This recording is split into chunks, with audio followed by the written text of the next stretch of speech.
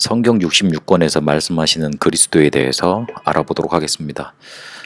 창세기부터 성경 66권을 각 2주간 아니면 1주간 이렇게 날짜를 정해놓고 읽어가면서 그 중에 핵심적으로 우리한테 말씀하시는 것이 무엇인지, 그걸 통해서 우리에게 그리스도를 어떻게 말씀하고 계시는지 알아보도록 하겠습니다.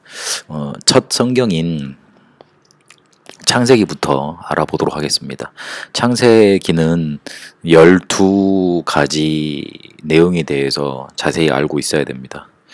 1장부터 11장까지 원역사라고 그래서 아브라함 가문이 부름받기 전에 태초의 창조부터 바벨탑까지 사건이 기록되어 있습니다. 1장부터 2장까지 창조 사건, 3장부터 5장까지 타락 사건, 6장부터 8장까지 홍수 심판 사건, 그리고 9장부터 11장까지 바벨탑 사건이 기록되어 있습니다. 그리고 그 뒤에 한 가문이 부름받게 되는데 아브라함, 이삭, 야곱, 요셉 이렇게 부름받게 됩니다. 그 네 인물을 통해서 구원과 신자의 축복과 전도, 선교라는 메시지를 우리에게 알려주고 계십니다. 그래서 네 사건과 네 인물, 그리고 네 메시지입니다. 그래서 12가지입니다. 그 중에 첫 번째를 오늘 알아보도록 하겠습니다. 창세기 1장부터 2장까지 이 메시지를 들으시고 한번 시간을 내셔서 쭉 한번 읽어보시기 바랍니다. 창세기 1장과 2장을 통해서 하나님은 우리에게 어떻게 그리스도에 대해서 설명하고 계시고 언약을 설명하고 계시는지 말입니다. 하나님은 태초에 천지를 창조하셨습니다. 창세기 1장 1절에 태초에 하나님이 천지를 창조하시니라 라고 선언을 하면서 창세기가 시작이 됩니다. 그래서 창세기 내용을 쭉 보면 창세기 1장 1절 때문에 창세기라고 이름을 따왔지 실제로 창조된 내용은 별로 없고 1장 2장밖에 없고, 그 뒤는 인간이 실패하고 인간이 멸망받고 또 실수를 반복하고, 그래서 하나님이 한 가문을 택하는 내용들로 저 많은 부분은 창세기의 거의 5분의 4는 아브라함 가문의 이야기로 이렇게 되어 있습니다. 그런데 이 창조 사건을 빼버리면 이야기가 시작이 되지 않습니다. 하나님은 우리를 창조하시고 이 세상을 만드셨는데 어떤 방법으로 만드셨나, 그거를 선언을 하시고, 그리고 그것부터 시작을 해서 이야기를 풀어가시고 말씀을 풀어가십니다.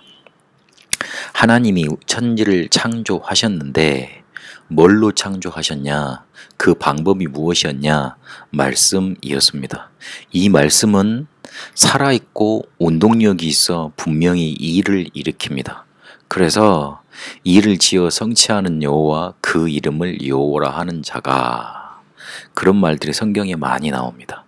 하나님은 말씀을 가지시고 일을 만드시고 일을 계획하시고 그것을 성취하십니다. 그래서 그것을 읽고 듣고 지키는 자가 복이 있다고 했습니다. 그 말씀은 1.1핵도 빠지지 아니하고 성취된다고 그랬습니다. 이 창조를 계획하시고 성취하신 분이 누구였냐면 하나님이셨습니다. 그 하나님에 대해서 히브리 단어를 쓸 때 엘로힘이라는 단어를 썼습니다. 엘로힘이 원래 복수형 명사인데 단수 명사로 쓰였습니다. 무슨 말입니까? 삼위일체 하나님이, 그러니까 쉽게 말을 하면 엘로힘이라는 단어는 원래 복수 명사, 삼위일체 하나님을 말하는 건데 그분이 단수 명사, 그러니까 그 명사가 쓰인 것 자체가 삼위일체, 세 분이신 건데 삼위를 가지셨는데 한 분이시다, 그렇게 말씀하는 거죠. 그거를 그 명사가 쓰인 형태를 보면 단적으로 그거를 알아챌 수 있죠. 그분이 이 창조를 계획하시고 성취하신 겁니다. 요한복음 1장에도 보니까 창조하실 때 말씀으로 창조하셨다고 그랬습니다. 근데 그 말씀이 바로 예수 그리스도라고 말씀하고 계십니다. 그래서 하나님이 계획하시고 하나님이 천지를 창조하셨습니다. 그분이 태초에 태초라는 단어는 베레시트라고 썼는데 요한복음 1장에 영원전, 쉽게 말을 하면은 아르케라는 단어가 쓰여서 우리가 끝도 알 수 없는 영원전, 시작을 알 수 없는 영원전이란 단어로 쓰이지 않고 창조가 시작되면서 시간이 시작된 그런 단어입니다. 그래서 베레시트, 그 태초에 하나님이 천지를 창조하실 때의 그 말입니다. 무에서 유를 만들어 내셨습니다. 우리 인간은 명확히 따지면 창조를 할 수 없지요. 어떤 것을 통해서 자기가 기발한 발견을 하는 것 같지만 천지 창조 이래로 해 아래 새로운 것이 없다고 그랬습니다. 어떤 아이디어를 빌려왔거나 아니면은 내가 독특한 생각을 한 것 같지만 미안하지만 옛날 사람들이 다 생각했던 겁니다. 그거를 성취 못했을 뿐이지.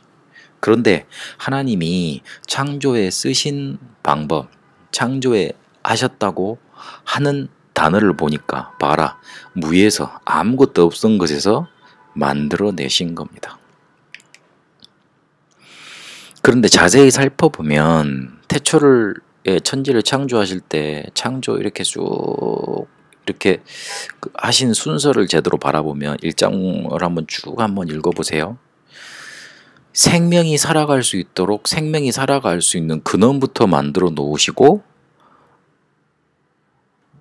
창조를 하셨습니다. 첫째 날에 뭘 창조하셨죠? 빛을 창조하셨어요. 그래서 빛을 낮이라 하시고 어두움을 밤이라 하셨죠.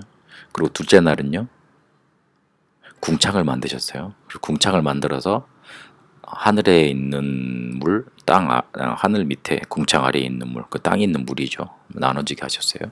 그 셋째 날은 바다, 그 물을 한 곳에 모으셨죠. 바다, 그러니까 땅이 드러났죠. 그러면서 거기서 식물이 드러났습니다.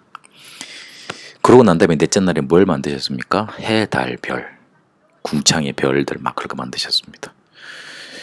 빛을 만드시고 해, 달, 별이 있을 만한 곳을 만드시고 거기에다가 해, 달, 별을 만드신 거예요. 둘째 날 뭘 만드셨다 그랬죠? 궁창을 만드셔서 물을 이렇게 만드셨다 그랬죠? 그러면 다섯째 날에 뭘 만드셨습니까? 보니까 다섯째 날에는 물고기, 이런 조류들, 이런 것들을 만들었습니다. 하늘을 날아다닐 수 있는 새들, 그리고 바다에서 살 수 있는 어류들을 만들었습니다.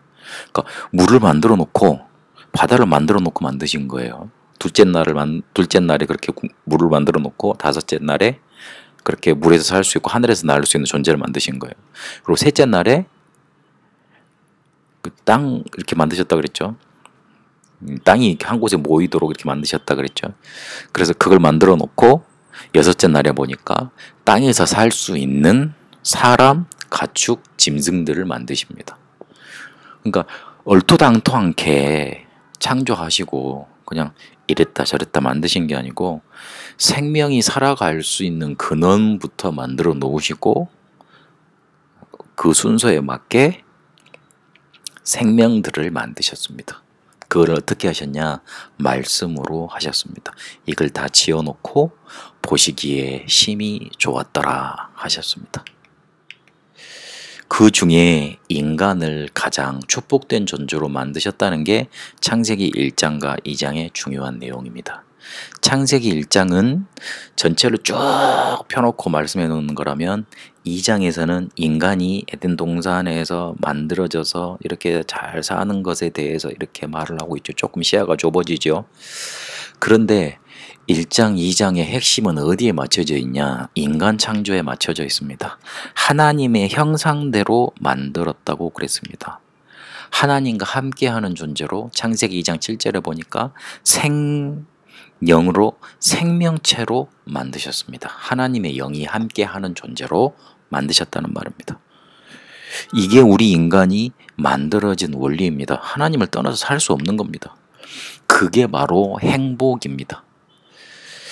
창조의 원리를 자세히 살펴보면 물고기는 물속에, 새는 하늘에, 나무는 땅에, 그리고 인간은 하나님과 함께, 그걸 알고 있는 겁니다. 그게 바로 행복이라고 알고 있는 겁니다. 원래 우리가 살아가도록 되어 있는 곳에 살아가는 것, 원래 우리가 있어야 될 곳에 있는 것, 그게 행복입니다. 그래서 그걸 보고 하나님은 좋았더라 하셨습니다. 불행은요, 자기가 있는 곳에 있어야 될 이유를 잃어버리고 거기를 이탈하고 싶을 때 불행이 생기는 겁니다. 그러면서 하나님이 복을 주셨습니다. 세상을 다스릴 수 있는 복을 주셨습니다.